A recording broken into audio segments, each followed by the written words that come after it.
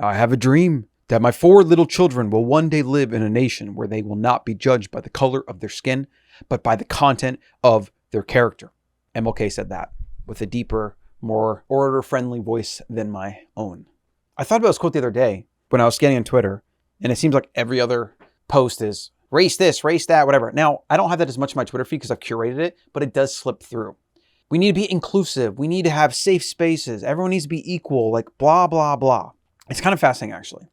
First, let's address what MLK's dream was, where you're not judged by the color of your skin, where you're not given favors because of the color of your skin, where it's not politicized because of the color of your skin.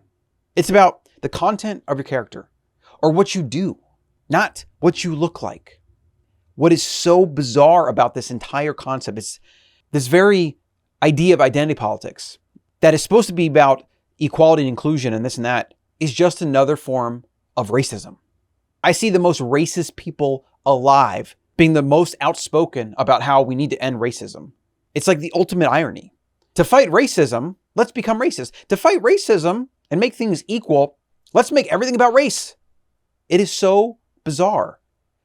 And it seems like most things that are based on identity politics or liberal, whatever, generally it's liberal. Like, I'm not saying on the right or the conservatives don't have issues too. I'm apolitical. I think the state is based on coercion and is a corruption of everything and should just not exist, right? So I don't really care about politics or this side versus that side.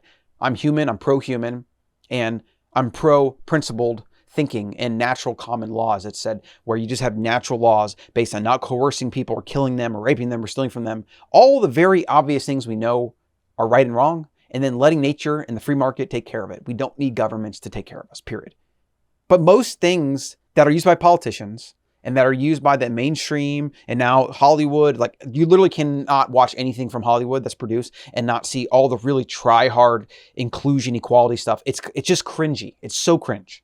But the very idea that is adopted by this type of liberal wokeness, right? Or just you could even say wokeness.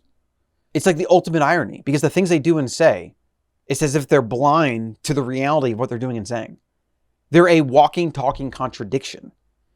Yet they're playing some victim narrative game and they think they're righteous because like they're this or they're that or someone else did this. It's very bizarre though. It's bizarre how the entire narrative and the perspective becomes a walking, talking contradiction. So how about this? Let's stop talking about race. Let's stop talking about the color of melanin in somebody's skin based on where their ancestors lived or didn't live. Let's ignore all of it. If you want actual equality, then you need to stop talking about differences.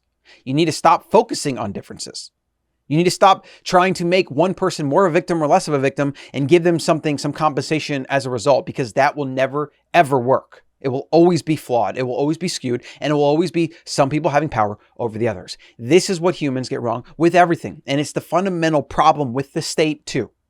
Because some group of humans decide this is right, that is wrong. And then they use that righteousness to steal from others through coercion, to coerce them through taxes or whatever, to redistribute that wealth to others. And we know from all of the history, from all of the failed communist and socialist experiments, from the failing socialist empire that is America, and the joke that is Europe, and the joke that is all these other places that have been implementing these communist and socialist ideals. We know it doesn't work, and we know how it ends. It always eats itself alive. It implodes upon itself. I guess I don't really know who this message is for, but I guess if you are ever privy to feeling sympathy for some wokeness because you feel like it was unfair to one person or this or that, and then you feel like you need to say things and jump on that bandwagon, well, you're actually being racist. You're not actually respecting equality. You're highlighting the difference. You're stoking tribalism, and you're supporting the entire broken narrative that is being fed to you from mainstream media or pop culture or whatever. It is ridiculous. And if you're white and you're afraid to say something because you think it might be labeled this or whatever, well, then you're part of the problem too. You're self-censoring. And that's why this shit keeps happening. I could give two shits what somebody's skin color is. I care what they do and say. This is like human 101, humanity 101. What do you do and say? Not what do you look like? We have this culture and this entire idea built on you're not supposed to judge people. So why is the movement that is trying to eradicate judging people,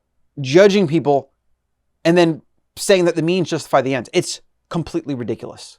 It is completely ridiculous. But as it goes with most wokeness, it's a walking, talking contradiction of absurdity. So the message is, don't give energy to it. Don't buy into it.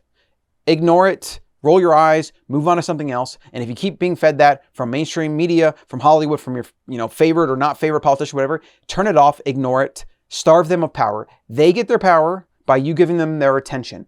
Take your attention, put it somewhere productive. Starve them of attention. You starve them of power. That's the only way we're going to kill this cancel culture, wokeness, mob mentality bullshit.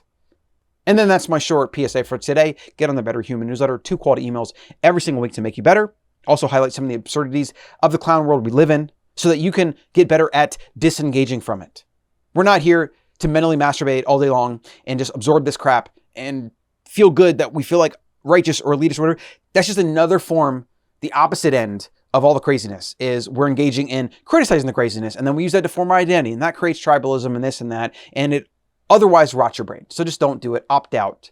That's what Better Humans is about. Opting out of the broken system that creates not better humans, becoming a better human that's sovereign, that thinks for yourself. And then you live and thrive.